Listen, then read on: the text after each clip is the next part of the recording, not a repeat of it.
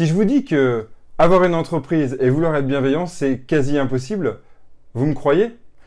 Allez, suivez-moi, on va voir pourquoi, suite à mon interview avec Agnès Dutheil, je peux vous dire ça.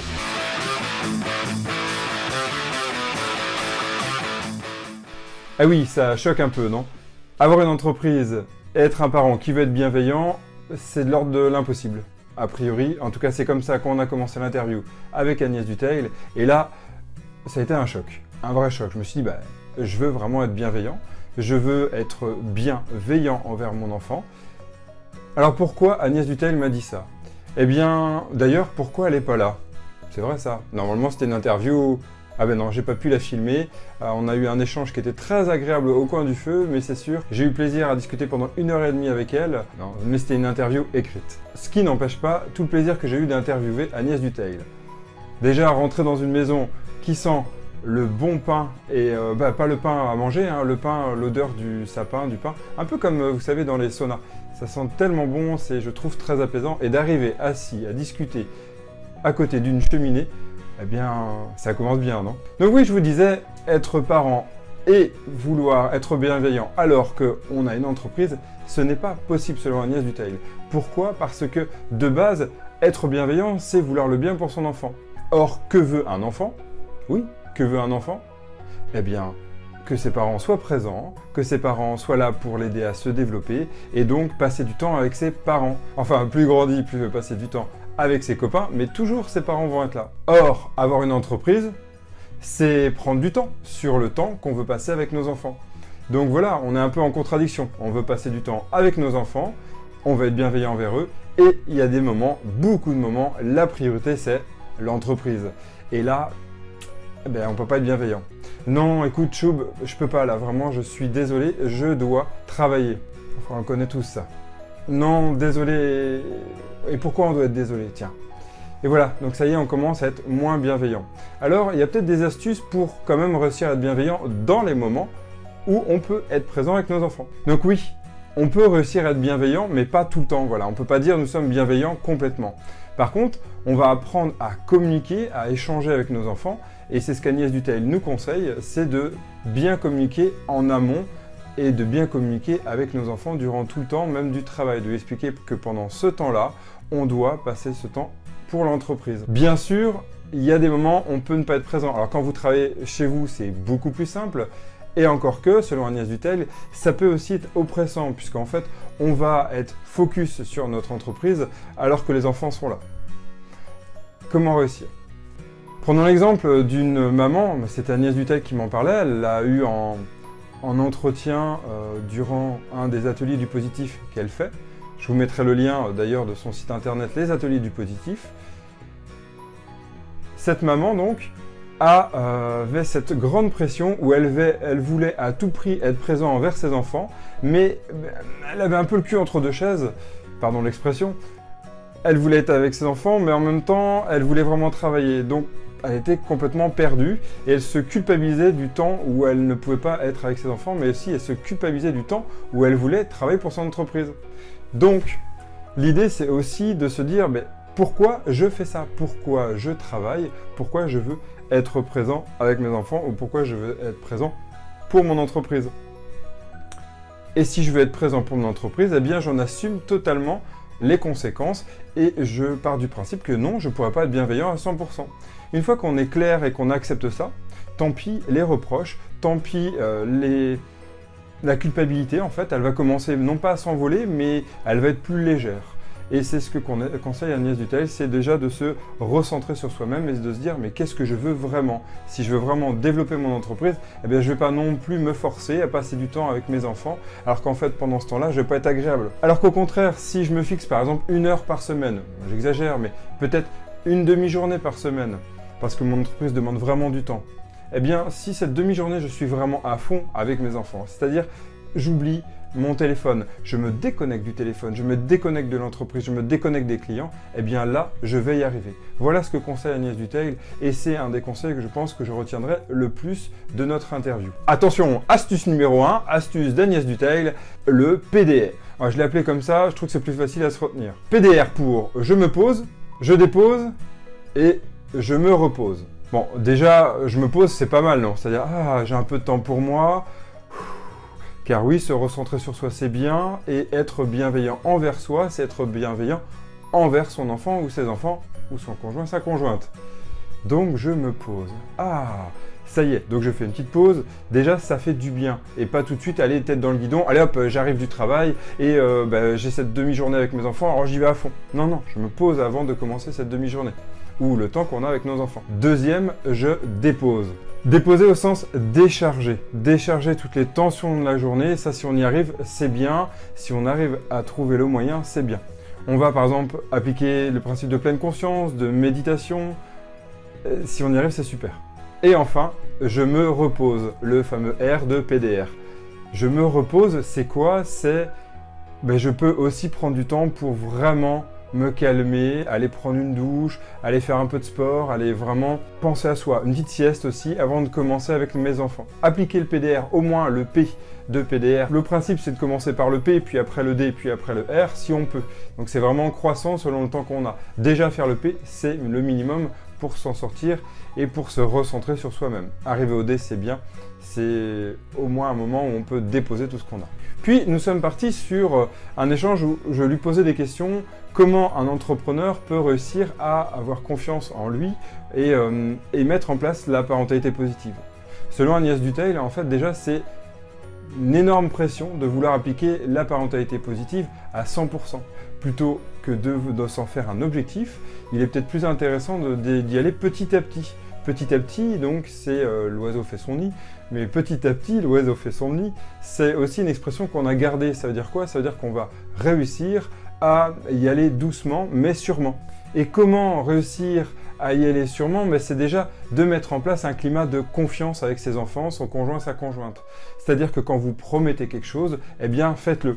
Autre exemple, vous interdisez le téléphone portable à la maison, or vous êtes tout le temps greffé sur votre téléphone. Eh bien, ce n'est pas congruent. La congruence est essentielle et très importante pour Agnès Dutheil. Eh bien, si on n'est pas intègre par rapport à nos intentions, la confiance s'effrite. Et attention, astuce numéro 2 d'Agnès Dutheil, mettre en place, écrire sa mission de famille. Je vous en parlais, moi, de mon côté, dans le principe de charte d'entreprise. Agnès Dutheil l'a amené comme une mission de famille. C'est le même principe, même ça améliore la charte d'entreprise, puisqu'en fait, c'est ce qu'on pourrait appeler la vision de l'entrepreneur ou de l'entrepreneur. C'est ce qu'on appelle la vision dans l'entreprise. C'est le but à atteindre, c'est pourquoi on va dans l'entreprise. C'est la même chose. Eh bien, c'est la même chose dans la famille. Notre mission de famille, c'est, et là on va fixer les valeurs, chercher les valeurs, mettre en place la charte d'entreprise, mettre en place tout ce qui permet d'avoir cette congruence et cette intégrité dans la famille. On pourra s'y référer, on pourra dire oui ou non, on est dans notre mission et on va réussir comme ça à clarifier les choses et les buts de chacun. Donc du coup, ça amène une meilleure communication dans l'entreprise. Dans la famille. Vous voyez que le lien est très fort. D'ailleurs, petite confidence, Agnès Dutheil nous parlait qu'elle utilise beaucoup de principes de coaching dans tous ses ateliers du positif. Et donc, ça vient aussi du monde de l'entreprise. Donc, comment coacher en entreprise, c'est aussi comment on peut coacher et s'échanger et échanger dans la famille. Ces échanges d'1h30 ont été réellement passionnants. J'en retire une grande satisfaction et des grandes découvertes. Nous continuerons sur, et c'était le dernier grand thème qu'on a pu discuter avec Agnès Dutheil, c'est le principe d'investissement. Un bon entrepreneur ou entrepreneure, on a cette notion-là d'investir, puisqu'en fait, tout achat qu'on va faire, si on y retrouve un retour sur investissement, il y a un intérêt à dépenser.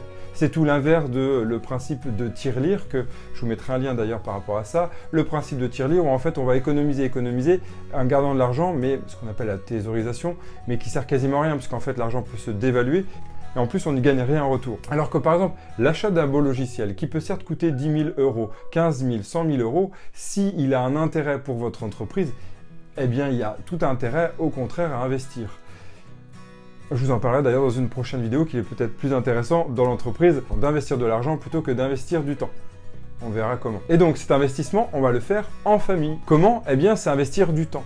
Ce temps, petit à petit, eh bien, il va se mettre en place. Je vous parlais tout à l'heure de l'oiseau petit à petit fait son nid, eh bien c'est le même principe. Au lieu de vouloir tout faire d'un seul coup, de se mettre une énorme pression, il y aller pas à pas, il y aller petit à petit en s'améliorant, eh bien en fait on va passer d'un moment de pression, d'une énorme pression pour réussir à mettre en place la parentalité positive alors qu'on a déjà tout le stress de l'entreprise, à des petits blocs petit à petit qui vont consolider à force tous les bienfaits de la psychologie positive et de la parentalité positive. Il y aller petit à petit. C'est sûr que si on investit un peu à chaque fois, on aura normalement un retour sur investissement. Mais pour ça, il faut bien le faire. Bien le faire, non pas être parfait, mais bien, c'est-à-dire appliquer quand même certains principes de parentalité positive. Comme ce que je parlais tout à l'heure, la congruence et la mission de famille aident à ça. Bien sûr, apprendre à communiquer est essentiel et communiquer de mieux en mieux va aider aussi la famille à s'écouter, à s'améliorer et donc dans un principe que vous connaissez qui est cher à mon cœur, Kaizen, de s'améliorer continuellement. Et Agnès Dutheil nous propose une troisième astuce, le conseil de famille. Cette astuce numéro 3, c'est ce que en entreprise on peut mettre en place avec Scrum par exemple, et non pas les entretiens annuels qui sont pour moi la pire des choses à mettre en place, c'est au contraire de se voir à chaque fin d'itération. Une itération en entreprise agile, c'est une itération qui dure à peu près 2 à 3 semaines. Eh bien, pourquoi ne pas mettre ça en place avec vos salariés? Pardon, revenons à la famille. Agnès Dutheil conseille de se voir une fois toutes les semaines, toutes les 2 semaines. En agilité, c'est ce qu'on appelle l'itération, c'est-à-dire à chaque fin d'itération, au moment d'une livraison d'une partie du produit, on va se voir avec le client et on va échanger. Pourquoi ne pas appliquer ça, selon Agnès Dutheil, en famille? Et c'est ça qu'elle appelle le conseil de famille. Ainsi, là, on va pouvoir échanger sur ce qui a été fait, de bien, de pas bien, et donc, pas bien, plutôt axe d'amélioration. Comment s'améliorer, qu'est-ce qui est prévu dans la semaine, bref, planifier et faire une revue de ce qui a été fait, ça permet d'améliorer aussi la communication et ça permet aussi de communiquer sur ce qui est prévu sur les prochaines semaines. Pourquoi ne pas utiliser Trello comme fond de ce conseil de famille ou même un calendrier, ça peut aider aussi. Prenez des notes, faites de ce conseil de famille un pilier essentiel mais aussi ludique de votre cohésion de famille. Je reviendrai quand même sur une petite histoire qu'Agnès Dutheil m'a présentée. L'histoire d'un papa qui était entrepreneur, qui l'est sans doute toujours, et qui chez lui arrivait, mais avant de rentrer chez lui, déposait, enfin il mimait ça, mais le faisait vraiment physiquement, prenait tout le poids de tout ce qu'il avait, tout son travail, tout son stress, et il le déposait sur l'arbre d'entrée. Ce qui lui permettait en fait d'arriver mentalement, petit à petit à s'y habituer, il a vraiment réussi à décharger tout, il arrivait chez lui, et c'est bon, il avait enlevé tout ce poids horrible. Eh bien, c'est ce dont je vous parlais aussi, comme l'idée de pouvoir enlever le costume d'employeur, le costume d'entrepreneur quand vous arrivez chez vous. À faire ceci, on peut profiter du temps où on est avec nos enfants. Et faire ceci aussi, on peut, au moment de repartir, reprendre son fardeau. Et donc oui, cet homme-là, cette personne, à un moment donné, a voulu repartir au travail, et il a fait demi-tour car il avait oublié de récupérer le fardeau, tout ce poids-là, mais aussi ce qui était essentiel, c'est-à-dire son travail, parce qu'il n'y avait pas que du négatif, c'était toute l'idée de travail qu'il avait enlevé. Ainsi, il pouvait reprendre tout ce fardeau-là. Pourquoi ne pas appliquer ça? Ça peut être une très bonne idée, en tout cas une bonne astuce, tout comme la notion de costume que je vous parlais, dont je vous parlais lors d'une des dernières vidéos. Être parent et entrepreneur, vouloir être bienveillant, ce n'est pas si simple que ça, et c'est sûr que l'entreprise nous demandant du temps, nous demandant d'être présent dans l'entreprise, nos pensées sont souvent vers cette entreprise, on va avoir bien souvent du mal à être bienveillant vers nos enfants durant ce temps-là. Donc déjà, se recentrer, c'est ce qu'Agnès Dutheil nous a conseillé. Et on voit qu'il y a vraiment un travail à faire sur soi, un travail à faire dans la famille, et mettre en place les 3 astuces, donc par exemple le PDR, pour réussir à se recentrer, pour réussir à être présent à 100% avec ses enfants, et surtout réussir à que nos enfants nous écoutent. Alors bien sûr, c'est un peu l'idéal, mais on peut y arriver avec des règles, avec un cadre, tout en restant bienveillant, tout en pensant à son entreprise, pensant à soi et pensant à nos enfants. Et par exemple, appliquer les 5 astuces pour avoir plus de temps avec vos enfants. Je vous invite d'ailleurs à télécharger le bonus en bas de cette vidéo. Si vous souhaitez en savoir plus sur Agnès Dutheil et ses ateliers du positif, je vous mettrai les liens en bas de cette vidéo. Laissez-moi un commentaire et un like si cette vidéo vous a plu. D'ici là, portez-vous bien, passez de bons moments avec vos enfants et dans votre entreprise. À très vite. Ciao.